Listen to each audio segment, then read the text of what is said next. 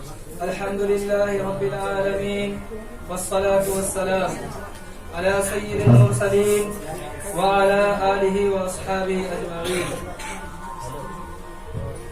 أما بعد فأعوذ بالله من الشيطان الرجيم.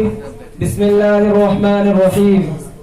أولئك الذين امتحن الله قلوبهم للتقوى لهم مغفرة وأجر عظيم. وقال النبي صلى الله عليه وسلم أصحابي كالنجوم بأيهم اقتديتم اهتديتم. الہی دے مجھے طرز تکلم میری آواز کو تو روشنی دے. الہی دے مجھے طرز تکلم میری آواز کو تو روشنی دے. مجھے افکار صالح کر آتا تو میری تحریر کو تو روشنی دے.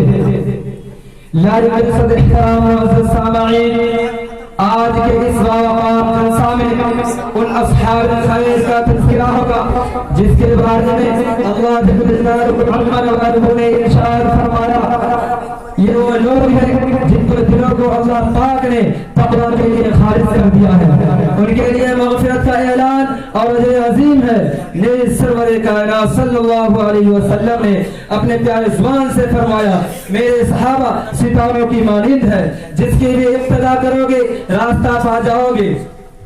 دوستو، خالق و مالک کا یہ دستور رہا ہے کہ انسانوں کی ہدایت کے لیے رسولوں کو بھیجتا رہا.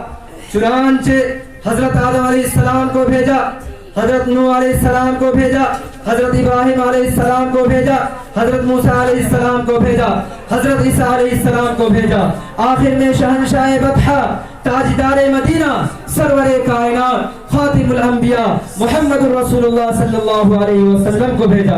اب نبیوں کا سلسلہ ختم، رسولوں کا سلسلہ ختم، قیامت تک کوئی نبی آنے والا نہیں. یہ دین آخری دین ہے، یہ شریعت آخری شریعت ہے، یہ مذہب آخری مذہب ہے. یہی وجہ ہے کہ اللہ پاک نے آپ صلی اللہ علیہ وسلم کو صحابہ کی وہ پاکیزہ اور مقدس جماعت عطا فرمائی کہ جس نے مذہب اسلام کو زندہ کرنے اور پھیلانے میں تن من دھن کی بازی لگا دی. تاریخ شاہد ہے کہ ان سچے جانشینوں نے دین اسلام کے خاطر و قربانی پیش کی جس کی نظیر پیش کرنے سے عالم انسانیت کہیں دامن اور خالی ہے. یہی وہ صحابہ ہیں جنہوں نے حکم خدا بندی اور پیغام محمدی کو عام کرنے کے لیے گردنیں کٹا دی، عورتوں کو بیوہ، بچوں کو یتیم کر دیا. محترم حضرات، صحابہ کرام کی جماعت وہ جماعت ہے جس کو رب کائنات نے درسگاہ نبوت کے لیے منتخب فرمایا. ہادی اعظم صلی اللہ علیہ وسلم کو ان کا معلم بنایا اور کتاب ہدایت قرآن پاک عطا فرمائی. رسول خداوند قدوس نے انعام میں رضی اللہ عنہم و رضوا عنہ کا مجدہ سنایا. حقیقت یہ ہے کہ صحابہ کرام دین کے ستون ہے. صحابہ کرام کنتم خیر امت کے بلا واسطہ مخاطب ہے.